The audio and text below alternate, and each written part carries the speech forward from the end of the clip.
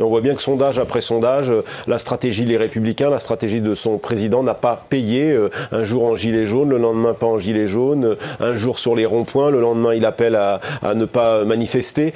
Les Républicains n'ont pas trouvé ni la bonne stratégie, ni le bon tempo, et le parti de l'ordre ne s'est pas trouvé en accord avec une partie de ses militants. Résultat, si l'élection avait lieu dimanche, ce serait une catastrophe, moins de 10%, à touche-touche avec Dupont-Aignan, le plus mauvais score de la droite républicaine aux européennes, et surtout loin derrière Marine Le Pen, grande gagnante de ce sondage avec 24%, exactement son score de 2014. Oui, c'est ça, finalement, elle n'est pas handicapée par les 8% qui sont crédités pour un mouvement gilet jaune s'il y aurait. Oui, bien au contraire, elle gagne dans tous les cas de figure, avec gilet jaune ou sans gilet jaune. Marine Le Pen efface totalement l'année 2017, qui fut l'année de son cauchemar, l'entre-deux tours de la présidentielle, derrière des ennuis politiques contestés à la tête du parti. Un an plus tard, elle est remise en selle, quelque part, par Emmanuel Macron, je dirais, et bien sûr les gilets jaunes. Elle est devant, elle est la seule à gagner des points pendant ce mouvement, plus 3 points en un peu plus d'un mois.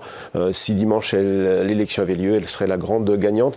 Et la liste La République En Marche résiste un petit peu mieux que prévu dans le contexte. Elle reste deuxième à 19%.